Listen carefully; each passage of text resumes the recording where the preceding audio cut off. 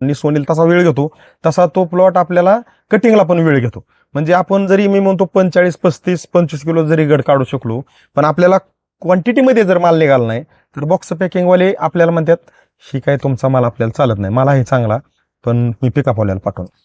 कारण त्यांना कसं पाहिजे 8 ते 15 टन त्यांना वन टाइम माल पाहिजे. 8 टन, 9 टन, 10 टन असा 15 टनापर्यंत ते माल भरीत आहेत वन टाइम. पण त्यांना जर माल निघाला 3-4 टन किंवा 2 टन तर मग ते बॉक्स पॅकिंगला थोडासा येऊ शकत नाही. हा. म्हणजे ही काय मी सांगायची गरज नाही. पहिलं तुमच्याकडे केळी होती, त्याचे अनुभव तुमच्याकडे जे पहिला प्लॉट होता तो त्यात तुम्हाला सरासरी किती निघाली होती. हा व्हिडिओ तुम्हाला सत्य वाटला कारण आपल्याकडे जी पूर्वावस्था आहे, दुसरी अवस्था, तिसरी अवस्था, चौथी अवस्था, 5वी अवस्था, 6वी अवस्था, आज 7वी आसन, 8वी आसन किंवा 9वी आसन मला माहित नाही, पण ह्या सगळ्या अवस्था आपण तारखेचा उल्लेख करू घेतलेल्या आहेत. आणि ह्याला डोस किती दिवसाच्या अंतराने गेला पाहिजे तुम्हाला काय वाटतं? आता तुमचं म्हणणं महिन्याने, पण माझा मग वैयक्तिक मध्ये 25 दिवसांनी गेलं पाहिजे. ज्याला ही जाणीव एकाच माणसाला आहे, कष्ट करीत असताना जे हरतोय ना त्याला जाणीव आहे की वापराबावर काय. आता काय मी म्हणतो त्यांच्या कष्टाने आपलं न घेता बी सक्सेस आनंद आहे आपल्याला, काय अडचण आहे. फाण्या किती बघा पाडलेल्या, तिकडची 1 कवडी सर बरोबर आहे बघा, 2 ही 3 ही 4 बरोबर आहे, ही 4 ही 5 6 7 आणि 8 फाण्या साहेबांनी धरलेल्या आहे. साहेब नमस्कार. नमस्कार. आपलं नाव आणि पत्ता सांगा बरं थोडक्यात. माझं नाव जयवंत भास्कर कवडे, राहणार वडशिने, तालुका करमाळा, जिल्हा सोलापूर. बरं आजची तारीख काय आहे बरं? 23/12/2025. 23/12/2025 आणि आपण 23 डिसेंबर 2025. आता ही हार्वेस्टिंगला ह्याला किती नाही म्हणलं तर एक 8-15 दिवस घेणारा हा शेवटचे आपल्या 10 ओळी राहिलेल्या आहेत, बरोबर आहे की नाही? हो. आणि पलीकडच्या साईडचा जो प्लॉट आहे तो पूर्ण गेलेला आहे. ह्या 10 ओळी राहण्यापाठीमागचं कारण काय आपलं? आंतरपीक होतं ना, आंतरपीक होतं. कुठलं होतं? भीमुख होता. भुईमुग. फक्त 10 ओळी केलता. मी मुद्दाम काय गोष्टीचा उल्लेख करतोय बरं का, कारण ह्याला पण तुम्ही वापराबाहेर वापरले नाही असा विषय नाही, आणि जो पलीकडचा माल गेलाय त्याला पण वापरले, पण फक्त आंतरपिकाने आपल्याला 15 दिवसाच्या पुढे वेळ घेतला कटिंगला, बरोबर आहे. त्याच्याबरोबर ह्याची पण निसवण झाली, पण वेळ घेतलाच आहे. कारण आंतरपीक ही काय करतं ह्याचं इथं जिवंत उदाहरण आहे. शिकारचा पूर्ण माल, आता ही टोटल झाडं किती आपली ही आता ही राहिलेली इथली 1750 होती. 1750 मधनं ही किती झाडं असते नाही का अंदाजे? 400-500 ओसच असते. हा. म्हणजे 1700तनं थोडक्यात आपले 500 राहिले, ते फक्त आंतरपीक भुईमुग घेतलं म्हणून. तर आता तुम्ही ह्या तुमच्या टोटल हा 1700 आणि समोरचा प्लॉट होता तो किती होता? 2250. तर ह्या दोन्ही प्लॉटसाठी आतापर्यंत थोडक्यात पहिल्यापासून किती वेळा आपले वापराबायोनिकचे डोस गेले बरं? ह्याला 7 गेलं म्हणायचं. 7, ह्याला 7 आणि त्याला 7. आता जसे 7 डोस गेले तशी वापराबायोनिकची 7 तुम्हाला भेटली का? नक्कीच. म्हणजे विषय काय आहे की बघा, तुमच्या बरोबर कोणी केळी लावलेली असन, तुमच्या महाग लावली असन, तुमच्या अगोदर लावली असन, पण बाकीच्यांच्या प्लॉट मधली कटिंग आणि आपल्या प्लॉट मधली वन टाइम कटिंगला ज्यावेळेस आता हार्वेस्टिंग पलीकडचा प्लॉट झाला, हा बी झालाय, फक्त एवढे 400-500 झाडं तुमच्या भुईमुगामुळे राहिलेत.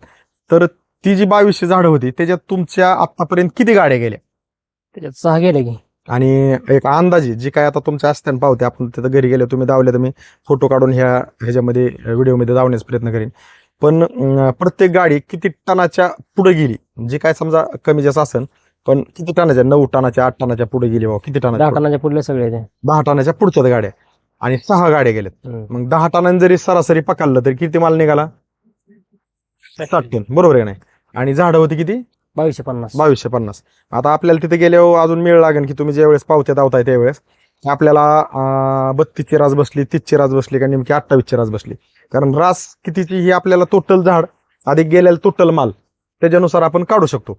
मग मला काय म्हणायचे तुम्ही जे काय रेग्युलर 7 डोस अगदी वापरले, आणि आपण ज्यावेळेस तुम्ही म्हणजे 7 डोस वापरण्या पाठीमागचा उद्देश हा की तुम्ही ज्यावेळेस तिकडं पलीकडे दुसरीकडे केळी केली तिथं केळी तुम्हाला सुरुवाला पहिल्यांदा निघाली होती 30-35 पर्यंत घड, आणि त्याच ठिकाणी परत तुम्हाला कितीपर्यंत घड निघाली होती? 22-25च्या पुढे रास निघाला. म्हणून तुम्ही साहेबांनी काय केलं की म्हणजे त्यांच्या लक्षात आलं की आपण दरवर्षी प्रश्न ह्या वर्षी कमी आलोय, तर आपल्याला कोणाच तरी बाबा सहकार्याची मार्गदर्शनाची गरज आहे. म्हणून ह्या वर्षी त्यांनी मार्गदर्शन घेतलं वापराबायोनिकचं. कारण दरवर्षीपासून जर ॲव्हरेज कमी येतंय तर आपलं कुठं काहीतरी चुकतंय का आपण ही पाहण्यासाठी वापराबायोनिक. मग तुम्ही जे आता हे तुमच्या आहे शेड्यूलमध्ये वापराबायोनिकचं मार्गदर्शन घेतलं, तर आता तुम्हाला जो समजा 60 टनाच्या पुढे जी काही माल निघालेला आहे ते किती माल निघावा आणि तो निघाला किती, आणि तुम्हाला आज तुम्ही आपल्या केळी क्षेत्रातल्या शेतकऱ्यांसाठी आपण एक शब्द वापरतो, आपला अभंग पण आहे तो, याच्यासाठी केला होता 8 तास आणि शेवटचा दिवस गोड हो. आज आपण शेवटची शूटिंग काढतोय थोडक्यात. तो प्लॉट गेला, आपण दुसऱ्या प्लॉटमध्ये उभा आहे. पण आपण आज तुमच्याकडून ती माहिती का घेतोय की त्या 2250 झाडामध्ये तुमची अपेक्षा किती टन माल तुटावी होती आणि किती टन तुटला, तर मग तुमची अपेक्षा पूर्ण झाली का त्यात काय थोडंसं अजून कमी जास्त धरल्यापेक्षा जास्त निघला मला. किती धरला होता का अंदाजे? गेल्या पण 58 टन निघला होता आम्हाला गेल्या वर्षी. हा.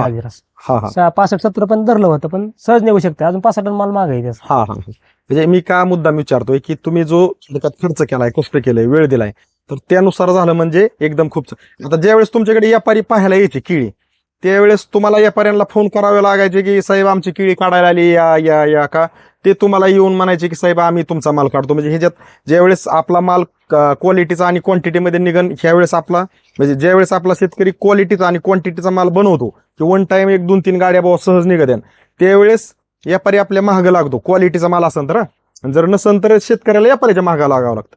तर तुमच्या बाबतीत काय घडलं नेमकं? वन टाइम माल गेला आपला, तसं म्हणजे हे नाही ना, क्वालिटी होती ना आपल्या मालाला. क्वालिटी होती. आणि रेट काय भेटला आपल्याला चालू मार्केटचा जो असेल तो? त्यात पहिल्यांदा गेलं ते आमच्या 10 रुपयाने 2, हा हा परत 13.5 2 गेल्या, बरं. 16.5 2 गेल्या, हम्म. परत 15.5 2 गेल्या. आता हा हा म्हणजे जसा मार्केटचा रेट आहे तसा आपल्याला भेटला.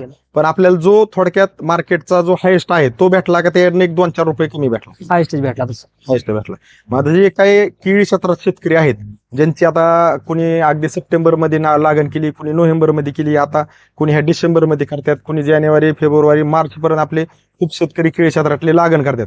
तर तुमचा एक सल्ला संदेश फर्स्ट टू एंड वापरा बायोनिक्स मार्गदर्शन घेतलं तर तुम्ही इतरांच्या बागावरती करप्या, हे आपण सहज कॅमेरा हाय असा जर वर फिरून बघितला, तुम्ही बघा थोडासा कॅमेरा वर फिरून, तर इतर बागांवरती करप्या आणि आपल्या बागावरचं जर करप्या म्हणलं तर तुम्ही शेतकऱ्यांसाठी काय सांगू शकाल की बाबा तुमच्या आतापर्यंत ह्याच्या करप्यावरचे किती स्प्रे झाले? कार्पाला एकच घेतलंय फक्त. एकच स्प्रे झाला. नेटिव्हचा घेतला होता का दुसरा? नेटिव्हचा तेवढं मग त्यानंतर स्प्रे घेतले नाहीत. नाही. म्हणजे थोडक्यात मी म्हणतो आला करप्या तर घेऊ द्या कुणी बी, पण बारीक जर अभ्यास केला तर करप्याचं प्रमाण सहज जर बघितलं अजून पण पाला हिरवागार आहे. आणि करप्या ज्या वेळेस येतो बागावरती, मग बाग कशी कुठल्याही जातीचं रोप असू द्या, ही ज्यावेळेस करप्या येतो आणि पाला कमी राहतो त्यावेळेस घड पोसायला टाइम जास्त लागतो, वेळ लागतो. आणि तो माल ज्याचं थोडक्यात क्वालिटी म्हणतो ना आपण, ह्याला एक पोपटी कलर येतो, तो बॉक्स पॅकिंगला जातो, तर ह्याला क्वालिटी राहते फक्त घडावरती सावली पाल्याची राहिली तर. नाही तर बाकी आपण त्याच्यावर मी म्हणतो पिशवी घालू काय घालू, पण ज्यावेळेस ऊन त्याच्यावरती येते त्यावेळेस पिशवी जरी घातली काय जरी घातली तरी ह्याला चट्टा पडतोच. पण हिथं आपल्याला तसं आता जर बघितलं तर हिथं आपण कसा जरी कॅमेरा फिरवला तरी कुठतरी ऊन बागत आहे, नाही असा विषय नाही, पण बऱ्यापैकी 90% आपला बाग सावलीत आहे. बरोबर आहे ना? मग ही तुम्ही केळी क्षेत्रातल्या शेतकऱ्यांसाठी एक फर्स्ट टू एंड वापरा बायोनिक घेतलेला आहे. एक सल्ला संदेश म्हणून काय सांगता की बाबा हे लागणीपासून आपलं वापरायला सुरुवात केली पाहिजे, तुटाळी झाल्यावर सुरू केलं पाहिजे, वय खाल्ल्यावर सुरू केलं पाहिजे, गच्चा धरल्यावर सुरू केलं पाहिजे, काही निसवणीच्या अवस्थेला सुरू केलं पाहिजे का लागणीपासून सुरुवात केली पाहिजे? केली सुरुवात लागणीपासून तर ती किती दिवसाच्या अंतराने आपले वापरा बायोनिकचे ह्याला डोस गेले पाहिजेत. आता ह्याच्याबद्दल तुम्ही सखोल काय सांगू शकता? कारण पहिल्यापासून ते आतापर्यंत तुम्ही वापरलंय म्हणून मी तुम्हाला विचारतोय. तुम्ही एकच डोस घेतला तर मी इतक्यापर्यंत विचारू शकत नाही. फर्स्ट टाइम केल्यानंतर काय असं होतं, म्हणजे वन टाइम माल बी जात आहे, माल पण जात आहे बागा जास्त, म्हणजे लिंक कधी तुटणार आहे का? तुटत नाही ना. आणि ह्याला डोस किती दिवसाच्या अंतराने गेला पाहिजे तुम्हाला काय वाटतं? आता तुमचं म्हणणं महिन्याने, पण माझा मग वैयक्तिक मध्ये 25 दिवसांनी गेला पाहिजे.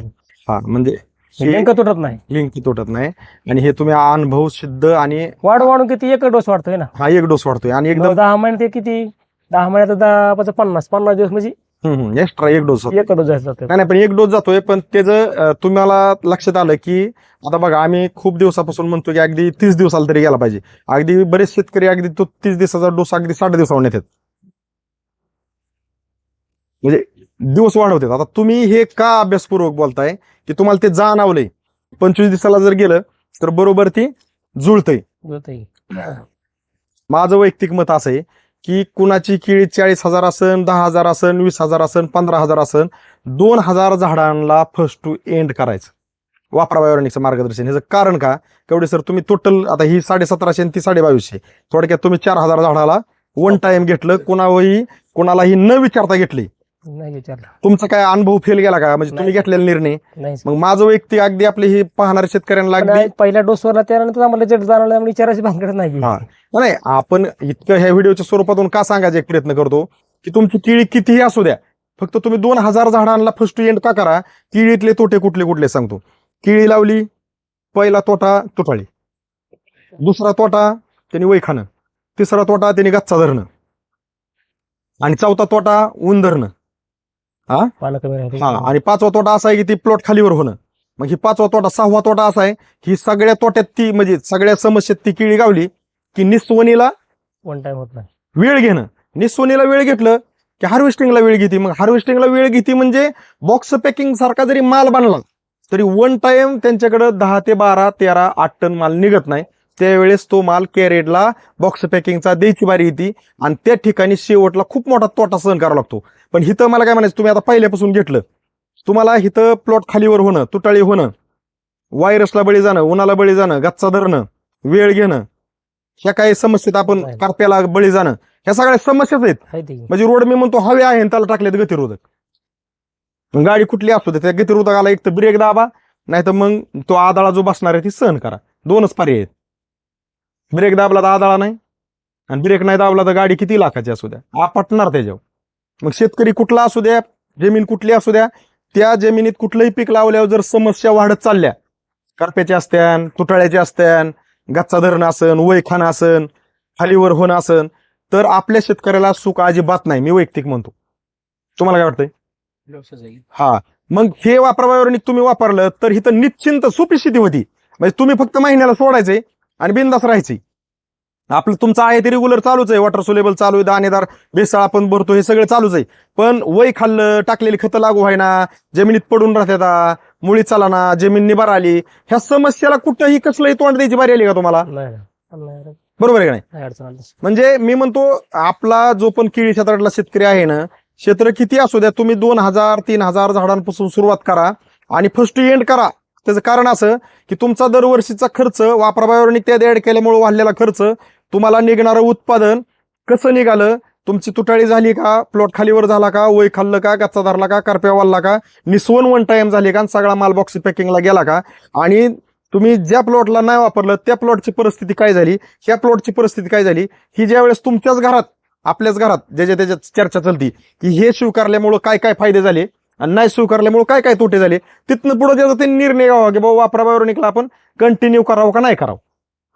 कारण आज मार्केटमध्ये काय भेटत नाही असा विषय नाही, भेटतंय भरपूर, पण पाहिजे ती भेटत नाही. त्याच्यामुळं त्रास झाल्याशिवाय राहत नाही. कारण दिशा आणि दशा दोनच शब्द आहेत. दिशा नाही भेटली की दशा ठरलेली, आणि दिशा भेटली की दशा जवळ येत नाही. आणि आपण त्याची एक प्रचिती देण्याचं काम करतो हे व्हिडिओच्या स्वरूपातून. तर शेतकरी मित्रांनो, तुम्हाला हात जोडून विनंती, हे व्हिडिओ पाहता पाहता हे व्हिडिओच्या लिंका तुम्ही स्टेटसला ठेवायला शिका. ह्या लिंक तुम्ही थोड्याशा तुमच्या मोबाईलला काय व्हॉट्सअपचे ग्रुप वगैरे असतील तर त्याच्यावरती व्हायरल करा. तुमच्याकडे फेसबुक वगैरे असेल तर फेसबुकला तुमच्या वैयक्तिक पेजला तुम्ही ह्याची लिंक शेअर करा. त्याचं कारण असं की आपण एकमेकाला जर सहाय्य केलं तर आपण एकमेकापर्यंत जास्तीत जास्त लवकर पोचू, आणि आपला जो कष्ट करतोय शेतकरी, कष्ट करीत असताना जो हारतोय त्याला आपण 100% वाचवायचा प्रयत्न करू एकमेकाच्या सहाय्यातनं, एकमेकाच्या सहकार्यातनं. जर आम्ही एवढं सगळं काढत असताना, शेवटचा दिवस शेतकऱ्याकडून घेत असताना, शेतकरी खुश असताना, पीक एकदम समाधानी असताना, इथं कुठल्याही प्रकारचा प्रॉब्लेम नसताना, इतकं जर सत्य दावत असताना, सगळं सत्य तुम्ही ऐकत असताना पण तुम्हाला वाटतंय माझ्याकडे केळी नाही, माझ्याकडे काय नाही, माझं काही नललंय, बघायचा व्हिडिओ क्लिक करायचा आणि साईटला सोडून द्यायचा. आपण एकमेकांनी जर सहकार्य केलं तर येणाऱ्या दिवसामध्ये आपण खूप शेतकऱ्यांना उत्पादन वाढवण्यासाठी आपण कारणीभूत ठरू शकतो. पण आपण जर ह्याला थोडंसं इग्नोर केलं तर आपलेच शेजारी टोऱ्या सगळीकडे घडणार आहेत की मी खूप खर्च केला, मी खूप असं केलं तसं केलं, पण मला पाहिजे असं यश आलं नाही. मग त्या ठिकाणी आपल्याच बऱ्याच लोकांनी वापराबाहेरचे व्हिडिओ पाहिलेले असणार आहेत, पण ते म्हणणार आहेत त्याला मी त्यावेळेस ह्यांना व्हिडिओ सोडला असता तर ह्यांचं आज ही मला परिस्थिती ऐकायची बारी आली नसती, असं बऱ्याच जणाला वाटण. पण मी म्हणतो ती वाटण्या अगोदर आपण प्रत्येक जण अगदी आज जसं बोललं जातं की कालचं काम आज करा, आजचं काम आत्ता करा, आणि आत्ताच काम लगेच चालू करा, तसं तुम्ही व्हिडिओ पाहता पाहता, तुमचा व्हिडिओ तुम्ही किती वेळ पाहताय हा विषय नाही, तुम्ही हा व्हिडिओ तुम्हाला सत्य वाटला, कारण आपल्याकडे जी पूर्वावस्था आहे, दुसरी अवस्था, तिसरी अवस्था, 4थी अवस्था, 5वी अवस्था, 6वी अवस्था, आज 7वी आसन, 8वी आसन किंवा 9वी आसन मला माहित नाही, पण ह्या सगळ्या अवस्था आपण तारखेचा उल्लेख करू घेतलेल्या आहेत. आणि हे सगळं आम्ही दावण्याचा प्रयत्न एवढ्यासाठीच करतोय की तुम्हाला खरं वाटावं, सत्य वाटावं. आणि आम्ही शेतकऱ्याच्या प्लॉटमध्येच उभं राहून काढतोय. ह्याचं कारण एकच की सत्याला कुणीही झाकू शकत नाही. फक्त सत्य तुमच्यापाशी जर एकदम उशिरा येत असेल तर त्याला पण काही अर्थ नाही. समजा हा प्लॉट निघून गेलाय आणि साहेबापाशी आम्ही पोचलो की वापरला असतं तर असाच झाला असतं. ही प्लॉट तुम्ही लागण केली आणि आम्ही तुमच्यापाशी पोचलोय, आनंदाची गोष्ट आहे. आता फार हार्वेस्टिंग झाली ना, आम्ही तुम्हाला म्हणलं की उदाहरणार्थ आम्ही तुमच्यापाशी पोचलो आणि सांगितलं, तुम्ही म्हणणार साहेब पहिल्यांदा पाहिजे. मग आता हे पाहणारे जे व्हिडिओ आहेत ह्यांनी एकच सहकार्य करणं गरजेचं आहे की हे व्हिडिओ तुम्ही व्हायरल करा. कुणी काय म्हणतंय इकडं अजिबात लक्ष देऊ नका, कारण मार्केटवर बोललं तर त्याच्यावर किती 1 तासभर मी बोलन, पण आपल्याला कोणावरच बोलायचं नाही, फक्त सहकार्य ह्याच्यावर बोलायचं, बाकी काहीच नाही. तर तुम्ही जसं पोटतिडकीने जसं गल्लं कवडे साहेब तशी शेतकऱ्यांसाठी माहिती दिली, त्याबद्दल आमच्या वापरा बायोरेनिक कंपनीकडून, टेंभुर्णीच्या समाधान भगत सरांकडून, करमाळ्याच्या गजानन साळुंके सरांकडून, तुमचे ड्रायव्हर आहेत ह्यांच्याकडून, तुमचे चुलत भाऊ ह्यांच्याकडून तुमचं मनापासून साहेब खूप खूप धन्यवाद. नमस्कार.